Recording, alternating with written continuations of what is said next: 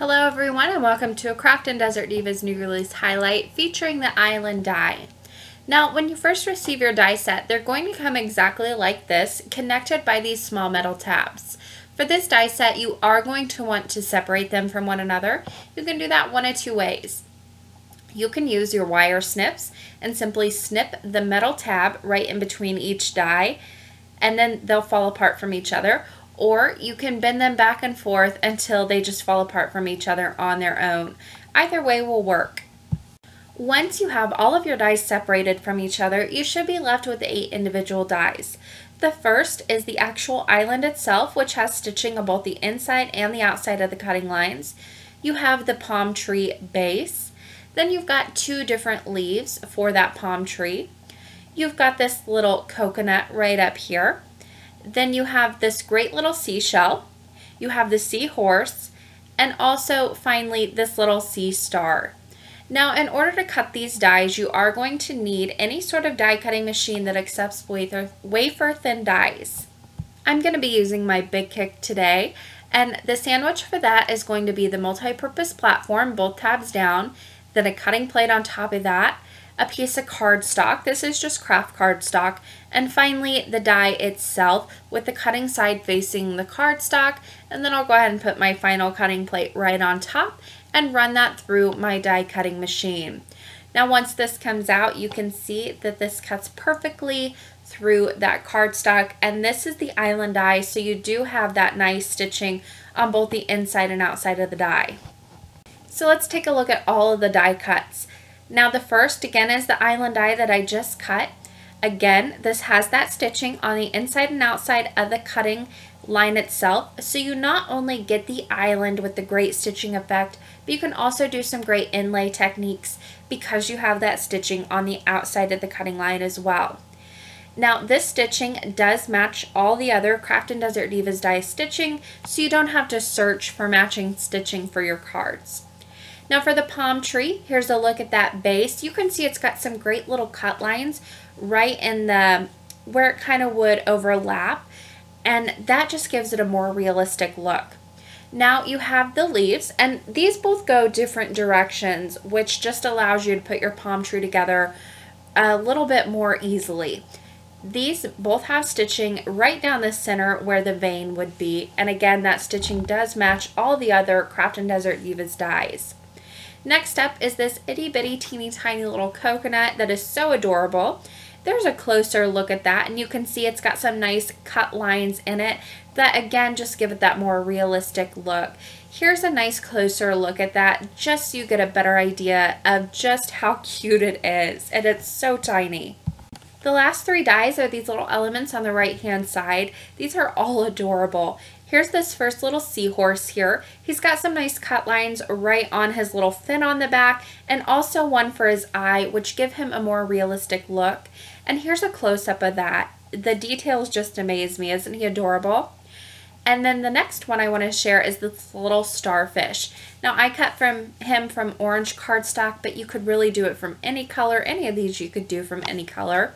But here's a closer look at him as well. He does have some little dots that get die cut into him as well for that more realistic look too. Finally is this little tiny seashell.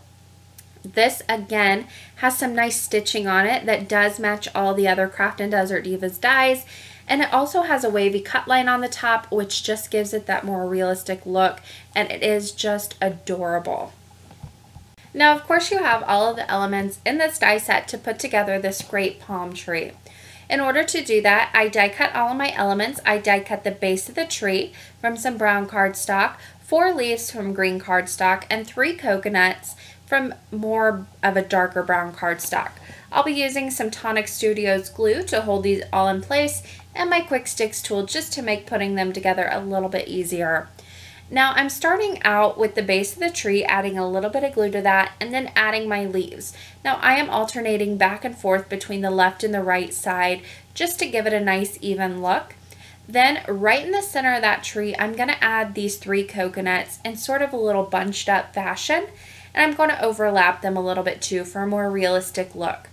Now this is where that tool comes in handy, so I don't get glue everywhere and smeared around everywhere. Now these coconuts overlap very nicely here. And I like to use 3 because I like odd numbers. You can use as many or as little as you want to though.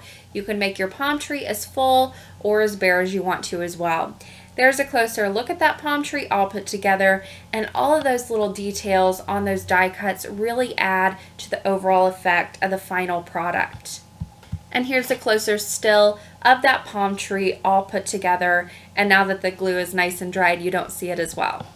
Now, once you have your palm tree together, you can go ahead and add all those other elements in this die set to create the island scene. Now, again, I'm just going to put this palm tree together. I cut the base from some dark brown cardstock, and I've used some pattern paper and green cardstock for the leaves. Now, I like to use a wet glue when I'm putting together my elements just because it gives me a little bit of play time. Just to move things around if I'm not happy with where they go down the first time. Once I have that palm tree together, I put it together exactly how I did beforehand. I went ahead and just attached the very base of that to the island itself. Then around that island, I'm going to add a few of the elements, the sea star and also the shell. And that's going to finish off the island scene. Here's a nice close-up of that all put together once that glue is dried, and you can see just how adorable it is. All of those details in the dies do make a really big impact on the final scene itself. Now, the design team has been very busy with this new die set. Here a look at a few of their cards to help get you inspired.